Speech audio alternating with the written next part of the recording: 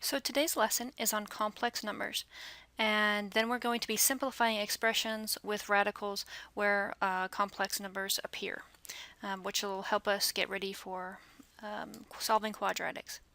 So before I introduce complex numbers, I want you to think about this equation, x squared equals negative 4. Now we just talked about radicals, and so we know that the square is the opposite of the square root. So I'm thinking, like, what number x could be there that when I square it, I get a negative 4? Well, if you think maybe 2 might work, let's try it. 2 times 2 is 4. So could 2 be x? Is 2 squared equal to negative 4? No, this is not equal to negative 4, so therefore x cannot be positive 2. And then someone might say, well, what about negative 2? Negative 2 times itself, because that's what square means multiply by itself, also equals positive 4. So therefore the answer cannot be negative 2. Negative 2 squared does not equal negative 4. So there's some other answer to this, and it's not in the real number system. Another way of thinking about this, we have x squared equals negative 4. I'm just rewriting it, okay? What if I took the square root of both sides? And we're going to be studying this method in the near future, but for today I'm just going to kind of introduce it. If you were to square root both sides, the square root of x squared, like we learned in the last lesson, this 2 and this 2 undo each other, and you're just left with x. And then I have plus or minus, which I know you probably don't know yet, but that's okay. There's a value there, plus or minus. And then I have the square root of negative 4. But we just learned that the square root of negative 4 is not real. We learned that in our last lesson.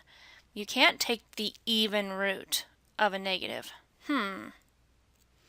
So what we are going to learn today is that although we've said in the past that it's not real, and that is correct, it's true, there is another way of defining it, which we call imaginary numbers.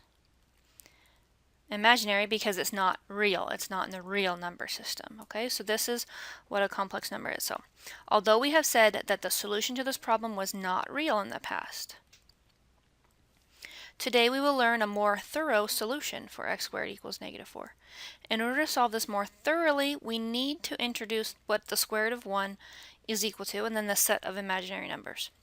So the imaginary number I, sometimes a letter is used in place of a number. Okay, this is not a variable. This is a letter I that everybody in the mathematical community knows as the square root of negative 1. So anytime you see I, then that's going to be equal to the square root of negative 1. When you're solving equations, notice we've never used I for a variable. Usually we use x or y, right? We never use I because we all know that I means something else. So even before you learned this, we didn't ever use I as a variable because I is representative of this imaginary number. Okay. Another way of defining that is I squared equals negative 1. Let me show you how I get that. If I take I and I square both sides of the equation, this gets me I squared, and then we have the square root of negative 1 squared. That takes the square and the square root undo each other, and you're left with I squared equals negative 1, which is a kind of like a corollary definition. These both are the same. I equals the square root of negative 1 and I squared equals negative 1 are both definitions which you might see in future textbooks. Okay, so I just wanted you to be able to see both. Okay, further, if you're trying to simplify the square root of a negative, we can use the property. If you ever have a negative inside the radical, it comes out and becomes an I. The rest of the radical is going to be simplified like you have simplified other things in the past, which is why we do this right after radicals. So we have the square root of negative 4. If you want to break that up to think negative 1 times 4, so that's the square root of negative 1 times the square root of 4. The square root of 4 is 2, and the square root of negative 1, we just said by definition, is I. So whenever you take the square root of a negative, we now have a solution for it. Instead of just saying not real, we now know that it's an imaginary, and so we're going to use that. Let's see, the next one, the square root of negative 2. I'm going to break that up into negative 1 times positive 2. The negative 1, the square root of negative 1, comes out and becomes I. The square root of 2, if I knew what the square root of 2 is, or if it like broke down, what it doesn't, I would break it down, or I would reduce it if I could. Square root of 2 doesn't reduce, so it's just I root 2. Alright, how about the next one? The square root of negative 1, that's negative 1 times positive 9. So the square root of negative 1 becomes an I. The square root of 9 becomes a 3, and usually we like to put the coefficients in front, so I put the 3 on the front. Okay, let's try another one. Square root of negative 12, so that's the square root of negative 1 times the square root of 12. Now 12 can break down, that's 4 times 3, 2, 2, 3 from our lesson before. So the 2 goes out of the house, the 3 stays home, and what else comes out? Because there's a negative under the radical, an I comes out. Okay, this is my preferred way of writing it. I like the I in front. Let me just show you what why I like that. You could put 2I root 3 like this, or you could put 2 square roots of 3I. Both of these are technically correct as long as the I is outside of the radical. Okay, so on the second way you write it, if you put the root 2 root 3 here and the I after it, you better make sure that that root stops over the 3 and doesn't cover the I. Sometimes I'm a little sloppy. If I accidentally make my line go too long on the first one, no big deal. I didn't cover the I. But if I accidentally, sloppily made the line go too far, then that's bad news. I'm not allowed to have the I under the radical. There is no definition for I underneath a radical symbol. So I prefer to put the I in front of the radical, if at all possible. But again, it's up to you. Alright, our next one, we have the square root of negative 31. So we have the square root of negative 1, which is going to make me have an I. 32, that's what, 8 and 4. 4 and 2.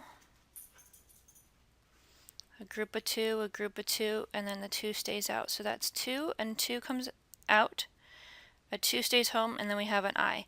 So that finishes to 4I square root of 2. So on this next problem, we have a negative on the outside and a negative on the inside. A lot of students are tempted to take that negative times a negative and make it a positive, and then just kind of get rid of the negatives altogether and just do the square root of 20. That is not okay. The negative under the radical does not mean the same thing as the negative out in front. The negative under the radical means I. So the negative out in front just means my answer is going to be negative. Then I have to deal with a negative 1 radical. Then I have to deal with a root 20. So we know this has become an I. I have to work on my 20 here for a moment. Break that down. So it looks like the 2 comes out. The square root of 5 stays home. The I prefer it here, but if you want to put it at the back, that's fine. Just don't make your radical symbol go too long. And then the one thing that you can't forget here is that the whole problem was negative to begin with. So this is negative 2I root 5. Okay? If perchance you thought those two negatives like cancel out, you would just get 2 root 5, and that would be very wrong. That wouldn't be the correct answer.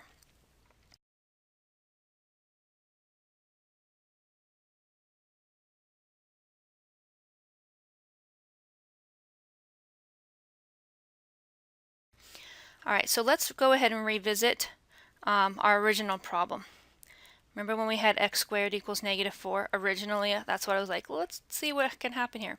If I now square root both sides, the square and the square root undo each other and you just get x. We're going to talk to you about plus or minus in a little bit, but that's technically there, so I'm going to introduce it now. The square root of negative 4 becomes 2I. So now we have an answer. Instead of saying not real, we actually have an answer. Is this answer not real? True, it is not real, but now that you have more understanding of what an imaginary number is, you're not allowed to put not real anymore. Now you actually have to tell me what it is. Yeah, I know it's not real, it's imaginary, but you tell me what the imaginary number is.